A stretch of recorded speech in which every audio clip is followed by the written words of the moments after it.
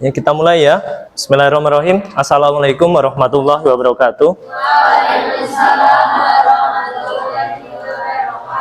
Di pertemuan kuliah bagian kedua, akuntansi perbankan syariah yang akan kita jalani hari ini, melanjutkan apa yang sudah saya sampaikan akuntansi perbankan syariah sebelum UTS minggu yang lalu. Saya sudah mengajari teman-teman terkait akuntansi murabahah, transaksi murabahah, di mana untuk murabahah salam yang akan kita pelajari hari ini dan istisna di minggu yang akan datang merupakan skema pembiayaan yang ada di bank syariah dengan skema jual beli. Ya, jual beli berarti ya melakukan transaksi jual beli antara bank dengan nasabah.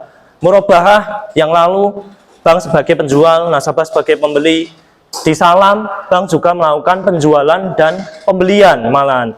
Jadi untuk di salam, transaksi salam yang akan kita pelajari hari ini, ingat ya, bahwasanya bank mempunyai dua peran di akad salam dan salam paralel. Yang pertama, untuk perannya adalah bank sebagai penjual ketika berhadapan dengan nasabah atau pembeli. Yang kedua, ya mohon maaf tadi yang pertama, yang kedua bank sebagai pembeli ini ketika bank melakukan kulaan pembelian barang dari pihak petani ataupun pemasok. Maka untuk akad salam sendiri di bank syariah ada dua, ada salam biasa, salam tok ya, tidak ada embel-embelnya. Yang kedua ada salam paralel ya. Kita masuk slide pertama. Tadi sudah saya jelaskan bahwasanya salam dan salam paralel. Untuk salam sendiri melibatkan antara bank dengan nasabah pembeli. Salam paralel melibatkan bank dengan penjual. Ketika salam biasa, bank memposisikan diri sebagai penjual. Ketika salam paralel, bank memposisikan diri sebagai pembeli. Begitu ya. Kenapa ada salam dan salam paralel, Pak? Ya.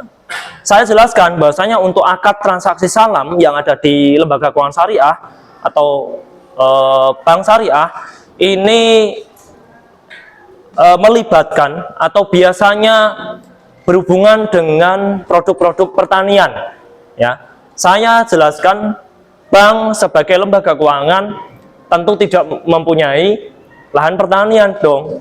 Maka di sinilah bank mempunyai dua peran, sebagai penjual dan sebagai pembeli barang dari petani atau pemasok. Ibaratnya bahasa kasarnya, bank ini sebagai apa? Makelar, bisa dikatakan seperti itu.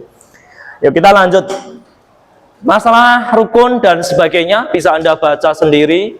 Yang selanjutnya akan saya jelaskan ke studi kasus. Nah, tolong teman-teman yang belum paham atau susah memahami soal dari saya dipahami ya.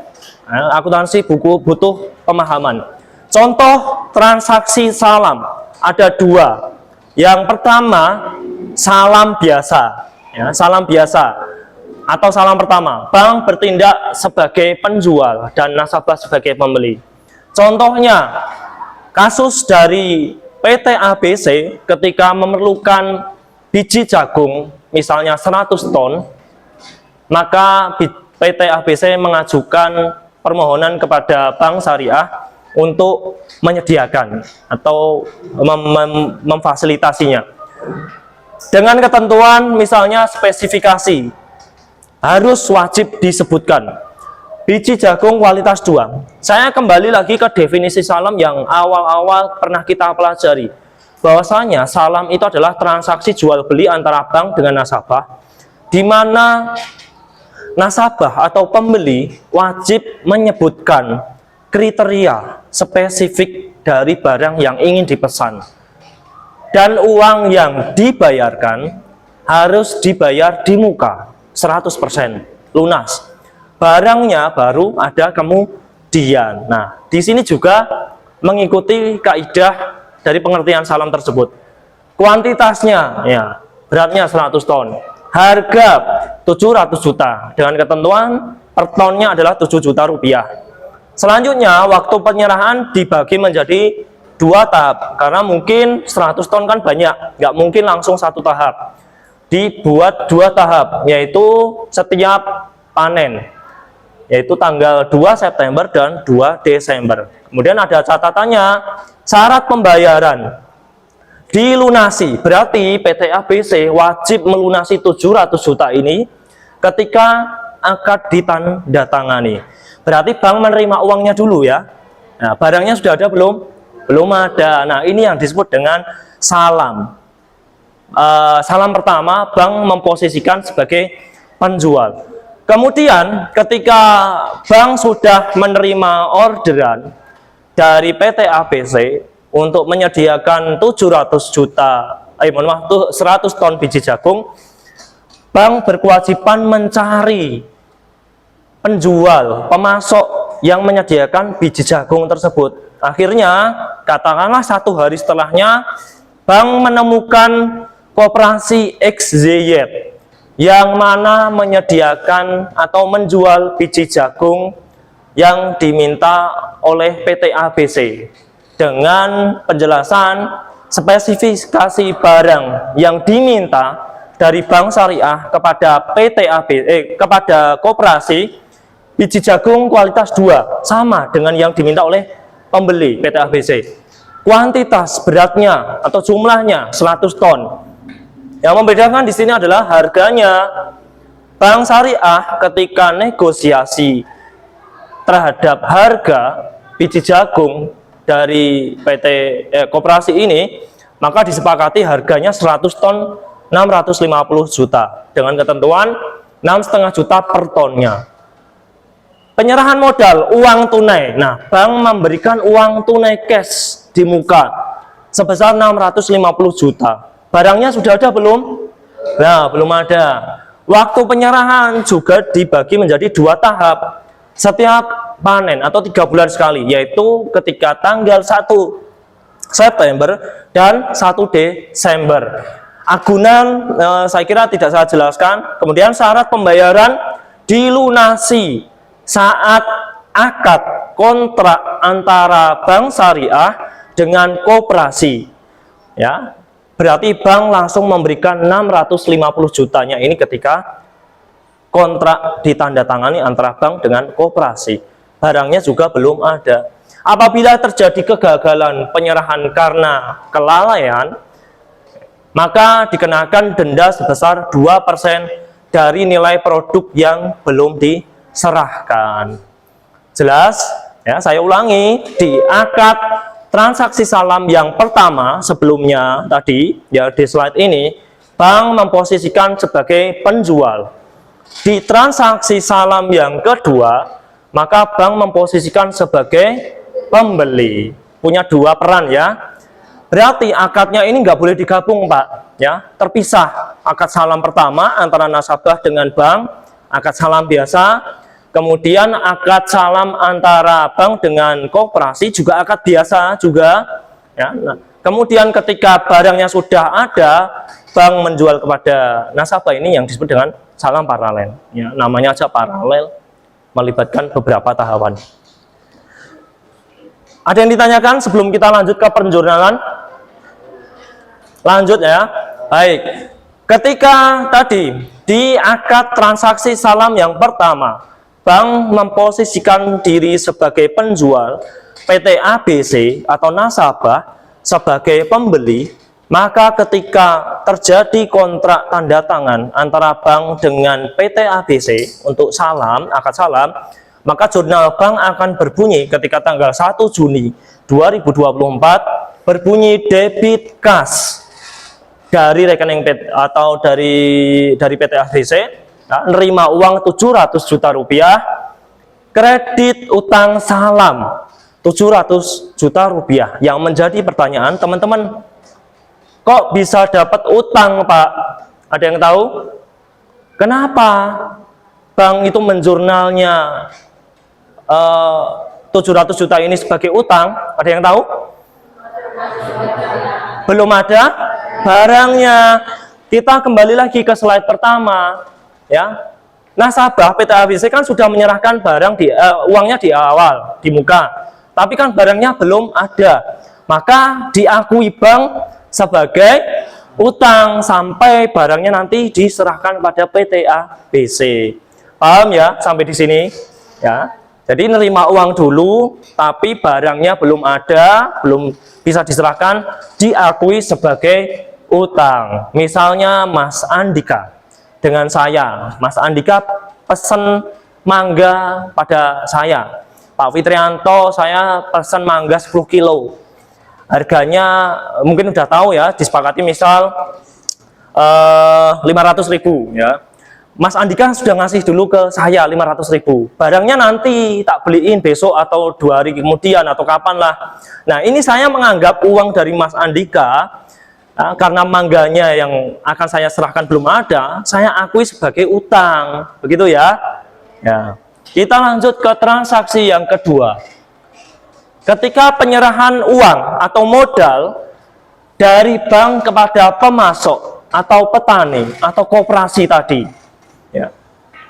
Bank kulaan, ya, kulaan biji jagung yang diminta oleh PT ABC, ya, kulaannya ke koperasi XYZ dari petani.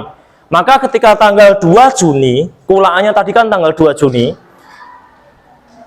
disepakati antara bank dengan koperasi XYZ yang menyediakan biji jagung, jurnal bank akan berbunyi debit piutang salam 650 juta, kredit kas 650 juta rupiah. Yang menjadi pertanyaan, kenapa bisa dicatat sebagai piutang, Pak? Karena bank sudah memberi uang kepada koperasi, tapi barangnya belum ada. Nah, posisinya di sini bank sebagai pembeli. Barangnya belum ada, tapi uangnya sudah diserahkan lunas, diakui bank sebagai piutang, mengeluarkan uang ya 650 juta.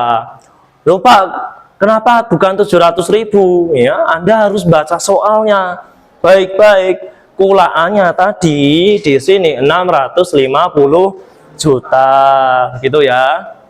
Saya berusaha pelan-pelan. Yuk. Sampai di slide sebelumnya tadi ada yang ditanyakan? Ya, kita lanjut ya. Ketika koperasi XYZ dari pemasok ataupun petani sudah tersedia biji jagungnya dan diserahkan kepada bank, dan kemudian nilai wajarnya ya, kualitasnya sama dengan sekontrak. Kualitasnya tadi yang diminta kualitas nomor 2, ternyata yang diserahkan koperasi juga kualitas 2. Kemudian tadi kan dibagi menjadi 2 tahap, per tahapnya 50 ton. Ya, tahap pertama berarti kuantitasnya, beratnya juga sama, 50 ton. Maka ketika nilai wajarnya, nilai dari barang tersebut itu sama sesuai dengan kontrak, maka jurnal bank ketika bank menerima biji jagung dari koperasi XYZ atau petani atau pemasok, jurnalnya ketika tahap pertama September tanggal 1 debit persediaan produk salam. Persediaannya apa, Pak? Ya biji jagungnya kan udah diterima bank. Lalu lawannya adalah kredit piutang salam, berarti piutangnya sudah hilang untuk tahap yang pertama, dengan catatan jika kualitas barang dan nilai wajarnya sesuai dengan kontrak ya. Kontraknya tadi kan 650 juta, berarti 650 juta dibagi 2 tahap itu kan masing-masing 325 juta. Begitu pula untuk tahap yang kedua Desember, jika barangnya nilai wajarnya kualitasnya sama sesuai dengan kontrak, jurnalnya juga akan sama bunyinya, debit persediaan barang salam atau produk salam 325 juta, kredit piutang salam 325 juta. Ketika sudah sampai tahap kedua, saya tanya kepada teman-teman, piutangnya bank sudah habis atau masih ada? Sudah habis ya, karena sudah barangnya sudah diterima semua ya dari koperasi yang diserahkan kepada bank. Paham nggih? Paham, Mbak? Mbak, paham ya? Yuk kita lanjut ke slide berikutnya. Slide ini ketika barang diterima bank dari pemasok. Kemudian bank mempunyai kewajiban juga, barangnya kan sudah diterima. Kewajibannya kepada siapa? PT ABC dong. Ya, barangnya sudah ada, maka wajib diberikan kepada PT ABC yang tadi pesan biji jagung. Maka ketika barang biji jagung yang sudah diterima bank dan akan diserahkan kepada PT ABC, di tahap pertama maupun tahap kedua jurnalnya sama. Misal di tahap pertama tanggal 2 September 2024 ketika Bank Syariah di tahap pertama menyerahkan biji jagung kepada PT ABC, maka jurnalnya akan berbunyi debit utang salam 350 juta, kemudian kredit persediaan produk salam 325 juta, dan kredit pendapatan bersih salam 25 juta rupiah. 350 jutanya dari mana, Pak? Ya, kita kembali lagi ke soal tadi ya, antara bank dengan pembeli PT ABC disepakati bahwasanya ketika bank menjual biji jagungnya 100 ton kepada PT ABC sebesar 700 juta rupiah, dibayar dalam 2 tahap. 700 juta rupiah dibagi 2, masing-masing tahap mendapatkan 350 juta rupiah. Kulaannya bank dari koperasi itu 325 per tahapnya, maka yang 25 juta ini tadi ya, diakui sebagai pendapatan dari Bank Syariah tersebut. Paham nggih? Ada yang masih bingung? Mbak, kok di sini utang, Pak? Ya utang dong ya. Bank tadi kan ketika kontrak dengan PT ABC sudah nerima uang dulu. Dianggapnya sebagai utang karena barangnya belum ada. Ya, ketika 3 bulan setelahnya barangnya sudah ada dan diserahkan kepada PT ABC di tahap pertama, maka utangnya sebagian sudah hilang, maka didebitlah utangnya ya sebesar 325 juta rupiah. Andika, lanjut ya, kita lanjut ke slide berikutnya. Yang menjadi pertanyaan adalah, Pak, barang pertanian itu kan sifatnya nggak pasti. Kita pesannya saat ini, 3 bulan ke depan yang ditanam petani kita nggak tahu, bisa lebih baik, bisa lebih jelek ya, karena faktor cuaca, hama dan seterusnya itu kan belum pasti ya, belum bisa diperkirakan. Maka ada aturannya. Yang pertama, studi kasus ketika barang yang diserahkan dari koperasi, dari pemasok, dari petani, biji jagungnya ternyata lebih jelek dari yang dikontrak, dari yang disepakati. Di kontrak tadi kan yang disepakati biji jagungnya kualitas 2. Ternyata petaninya nggak sesuai hasilnya karena mungkin cuaca, hama, sehingga biji jagungnya yang dihasilkan hanya kualitas 3. Maka bagaimana penjurnalannya, Pak? Kualitas barang dan nilai wajar jika barang yang diterima bank itu nilainya ternyata lebih rendah, maka jurnalnya ya, akan berbunyi ya. Sebelum saya membaca jurnal akan saya baca dulu tulisannya. Misal tanggal 1 September koperasi menyerahkan barang tahap pertama 50 ton. Ternyata kualitasnya yang diberikan nomor 3 dan nilai wajarnya dinilai taksirannya 300 juta rupiah dengan ketentuan per tonnya ternyata 6 juta ya, dikali 50 ton maka 300 juta. Jurnalnya ketika bank menerima jagung dengan kualitas 3 dengan nilai wajar 300 juta ya, kualitas nomor 2 ya, nomor 3 nilai wajarnya 300 juta, tanggal 1 September jurnalnya akan berbunyi debit persediaan produk salam 50 ton kualitas nomor 3 300 juta sesuai dengan ini ya nilai wajarnya. Kemudian masih di debit, akunnya adalah kerugian penerimaan barang salam 25 juta rupiah. Kontraknya tadi kan 325. Ternyata setelah dihitung cuma 300, maka yang 25 diakui sebagai kerugian. Lawannya kredit piutang salam 325. Dasarnya apa Pak? Kayak gini. Dasarnya adalah PSAK 103 paragraf 13B Romawi 2. Jika kualitas barang dan nilai wajar lebih rendah dari kontrak, maka barang pesanan yang diterima diukur sesuai dengan nilai wajar saat barang diterima dan selisihnya diakui sebagai kerugian. Berarti ini bank rugi atau untung? Rugi dong. Nah, ini yang mungkin dihindari oleh lembaga keuangan syariah atau perbankan syariah kalau menerapkan produk salam. Ada kemungkinan seperti ini. Ya, hasil pertanian itu kan nggak bisa diprediksi. Bisa lebih bagus, bisa lebih baik. Bisa lebih bagus, bisa lebih jelek. Begitu, ya. Kemudian ada yang ditanyakan? Nah, bagaimana Pak kalau hasilnya lebih tinggi daripada kontrak? Maka jurnalnya akan berbunyi seperti ini.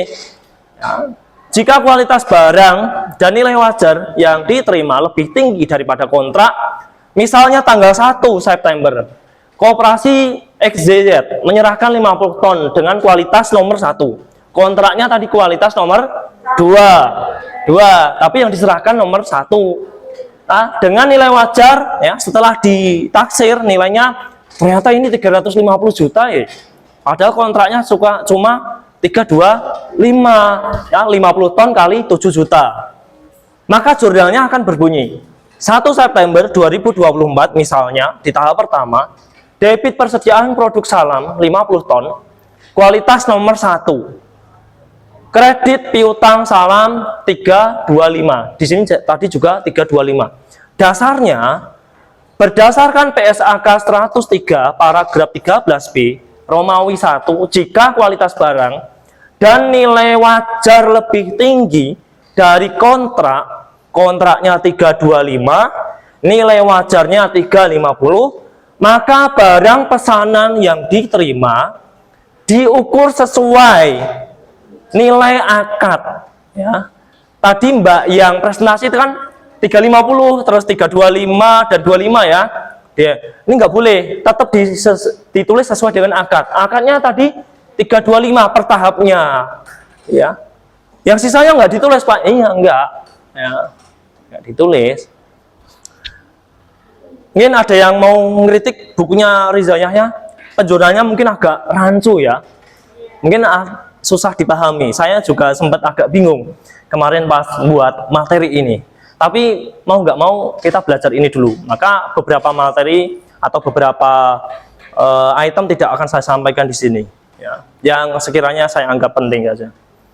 Yang 25 berarti nggak usah ditulis. Karena dasarnya ini, maka barang pesanan yang diterima diukur, ya, dicatat sesuai nilai kontrak, ya, atau akad.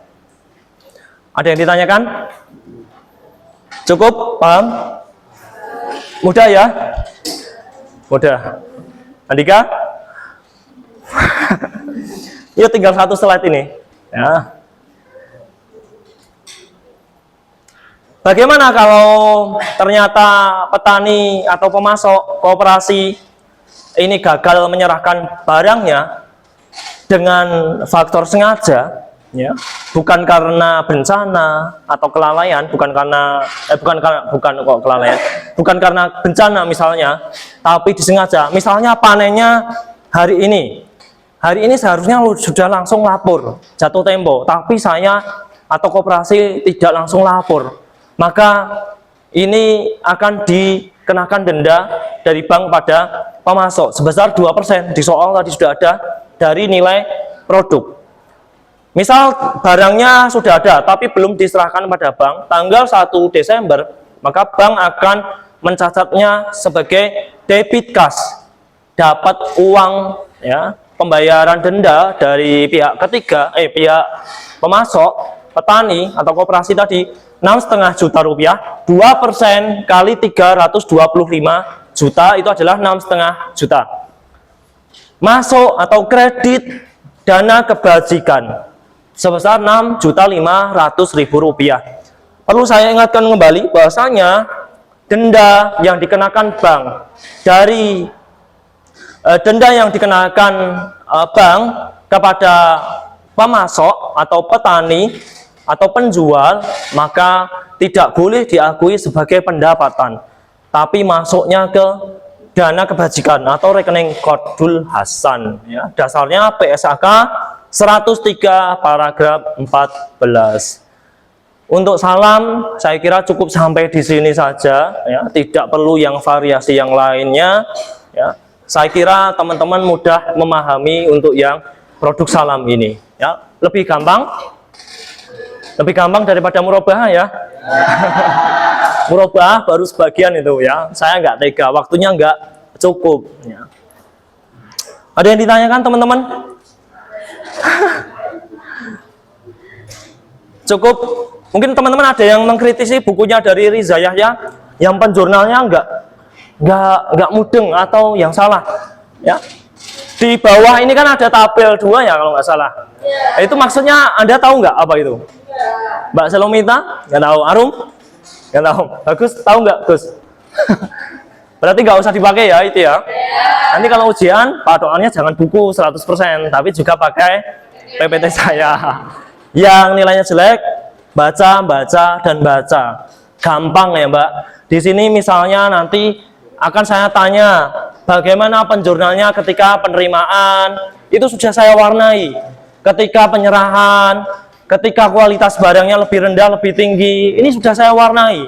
Jadi udah gamblang ya. Kalau UAS nanti tolong yang nilainya tadi masih kurang bisa didongkrak di UASnya. Semoga nggak jelek-jelek amat nilainya ya. Terima kasih semuanya, cukup.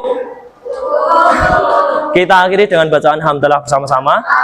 Alhamdulillahirabbil alamin. Subhanakallahumma wa bihamdika asyhadu alla ilaha illa anta astaghfiruka wa atubu ilaik. Terima kasih kerjasamanya, kehadirannya dari teman-teman AKS 3C. Anda luar biasa. Yang masih nilainya kurang, terus belajar. Semoga nanti lebih baik di UASnya. Jumpa lagi insya Allah di Jumat depan dengan materi yang baru, dengan semangat yang baru. Billahi taufik wal hidayah. Assalamualaikum warahmatullahi wabarakatuh.